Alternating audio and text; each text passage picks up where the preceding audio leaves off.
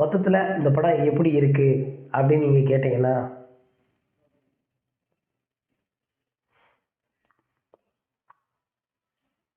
எவ்வளோ யோசிக்க வேண்டியது இருக்குது. இதான் பதில்.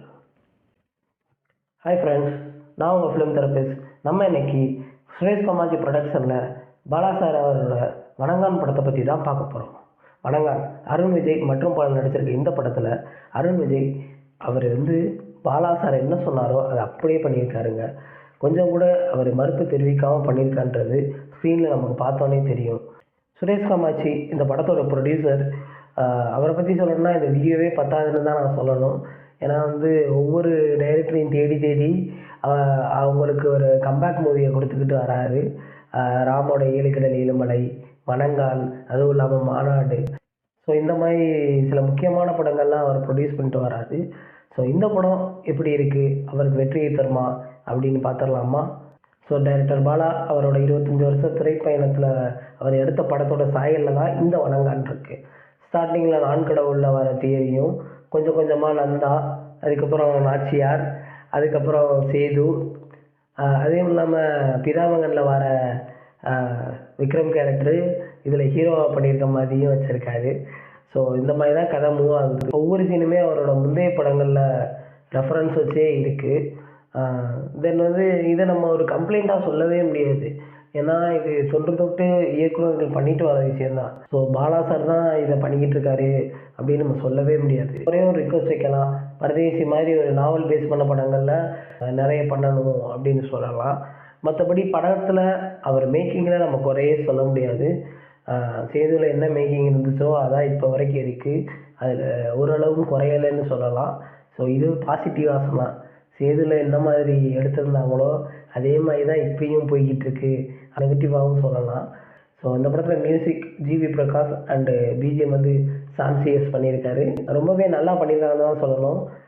1-2 இடத்துல இளையராஜா சாரே பண்ணியிருக்கலாமோ அப்படின்னு தோண வச்சாலும் மியூசிக் ரொம்பவே அருமையாக இருக்குது. எடிட்டிங், கேமரா ஒர்க்லாம் ப்ரில்லியண்ட்டாக தான் இருக்குது. ஸோ எனக்கு இன்னும் கொஞ்சம் ஸ்பெஷலான படம் இந்த படம். ஏன்னா இதில் என் ஃப்ரெண்டு ஒருத்தன் எடிட்டிங் ஒர்க் பார்த்துருக்கான். ஸோ அசிஸ்டன்ட் எடிட்டராக ஒர்க் பண்ணியிருக்கான். ஸோ அதனால் எனக்கு வணங்கான் எனக்கு கொஞ்சம் ஸ்பெஷலான படம் தான். படத்தில் மெயினாக சொல்லப்போனால் அந்த மக்களோட வாழ்வியல் அதை பேஸ் பண்ணி தான் பாலா படங்கள் பொதுவாக இருக்கும். இந்த படத்தில் அது ஒரு பெரிய ஏமாற்றமாகவே இருந்துச்சு. அது இல்லவே இல்லைன்னு தான் சொல்லணும். ஏன்னா படம் ஓடுற படம் மாதிரியே நமக்கு தோணுச்சு. கொஞ்சம் கூட நம்மளால் கனெக்ட் பண்ணிக்க முடியலை. இப்போ ஒரு பிதாமகன், இல்லைன்னா ஒரு பரதேசி அண்ட் சேது, இந்த மாதிரி படங்கள்லாம் பார்த்தீங்கன்னா காலேஜ் லைஃப்னால் அந்த இதில் கொஞ்சம் கனெக்ட் இருக்கும். தென் பிதாமகன்னா அந்த மக்களுக்கான வாழ்வியெல்லாம் நம்ம ஈஸியாக கனெக்ட் பண்ணிக்கலாம். ஸோ அந்த மாதிரியான எந்த சீனும் இந்த படத்தில் அவர் வைக்கலை. மொத்தத்தில் இந்த படம் எப்படி இருக்குது அப்படின்னு நீங்கள் கேட்டிங்கன்னா,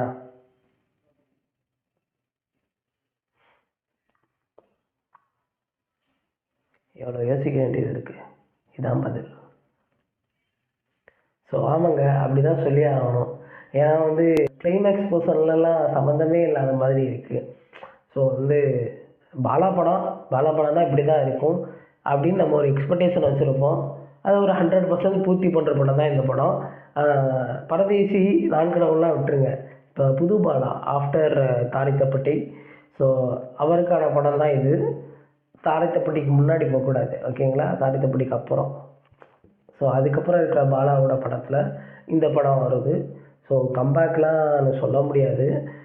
அவர் என்றைக்கு நாவலை பேஸ் பண்ணி ஒரு படம் எடுக்கிறாரோ அன்றைக்கி தான் அவரோட உண்மையான கம்பேக்னே நான் சொல்லுவேன். ஓவராலாக படத்துக்கு ரேட்டிங் கொடுக்குறோம்னா 5க்கு ஒரு 3 தரலாம். ஸோ அந்த அளவு தான் படம் இருக்குது.